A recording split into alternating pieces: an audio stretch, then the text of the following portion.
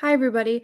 In today's short video, I'm going to encourage and hopefully inspire you to criticize by creating. This is something that I first heard in a TEDx talk by a Senegalese woman named Magatte Wade. And she is a big advocate of entrepreneurship and the role of free markets in overcoming poverty. She advocates for Africa, whose countries are among the most over-regulated in the sense that they make it really hard for regular people to start and grow their own businesses and make a good life for themselves. She really fights for the freedom of the individual because the individual is where it all starts. And her message is powerful and it bears repeating. Do not allow yourself to stay in a place that robs you of your agency, the power of the individual. And although it's true that we're interconnected, we affect each other, we need each other, and also that we're subject to outside influences and events that we have no control over. The only player we have rightful control over at any moment, at any given moment, is ourselves. I live and operate my business between my two countries, Greece and the US, and neither of which are as overregulated and undergoverned as, say, Senegal. Yet there are still outside forces that feel so stacked against us being in business, putting our best foot forward, building something meaningful, putting our gifts to good use, and doing something wholesome that we're proud of with our lives. There's so many things that are stacked against that, and that can really feel crushing. And it can be really tempting to fall into the ain't it awful club. But luckily, there's something inside us that resists that. We resist giving up our arms, not because it's not justifiable, but because giving up our arms and falling into cynicism and negativity, it paralyzes us. So there's a part of us that is stubbornly saying no to that and yes to life, yes to creation. So if you're in touch with that stubborn little part, even just a little bit, and I bet you are if you clicked on a video like this, the question becomes, how do you keep strengthening that part that keeps getting pushed down, you from creating, from believing that you can? Our job is to keep strengthening that part. Our daily work is to keep strengthening that part. And just like building muscle, it requires consistent strengthening and conditioning.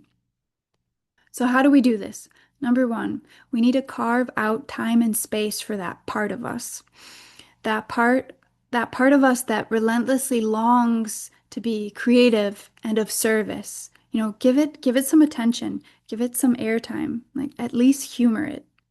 And what that looks like is turning your attention inwards, taking an inventory of the things that you do well, your strengths, the things that you see that you do well, the things that other people tend to appreciate and notice about you. And we tend to brush these things aside as not important because we're so hyper focused on, what's going wrong, what we can improve. But these are super important. So take inventory of them. And also spend some time to take some inventory on those things that used to light you up when you were a small child. Because back then you were more in touch with your pure essence. Because back then you were more in touch with your pure essence before your experiences shaped you. And also, like those experiences, take inventory of those too. Your lived experiences, the lessons you've learned, the pain you've been through, are all pointing you towards your life's work. When you take the time to focus your attention and listen deeply for guidance, this leads to clarity, which takes me to number two, the second thing that helps us strengthen that life-affirming part of us, action. Honoring it by taking action, moving in that direction, putting words to your essence, your creativity, and start taking action from there. And fear, that thing that paralyzes us, it'll no doubt come up in this process. And I want you to know that the antidote to fear is action.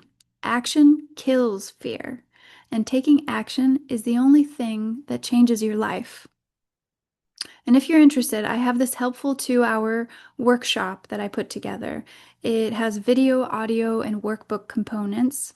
It gives you a little taste of what it's like to work with me, and it's things that I've used with myself and with my clients, and I've seen nothing but excellent results. Here, I'll show you. You get access to this training portal and a PDF workbook with exercises like mapping your inner world, asking your inner child, mirror work, which is not what it sounds like, and of course, the action component. It's called Drop In, and it helps you get crystal clear around your next best steps after looking inward. And if you take this endeavor seriously, you'll get serious results. It gets you to criticize by creating. And I cannot think of a better use of your energy than creating. So much energy comes from creating. So much good energy. It's the good kind of tired at the end of the day. And if you don't know where to start, or you could use some extra focus to get clear and move into action, please check out that workshop I mentioned. I'll make sure to link it in the description box below, along with some other free resources you could explore. You have so much to give. Don't let it go to waste. And as Magat Wade put it, do not allow yourself to stay in a place that robs you of your agency. Okay? Okay. Thank you for watching today, and I'll see you in the next video. Talk to you soon. Bye-bye.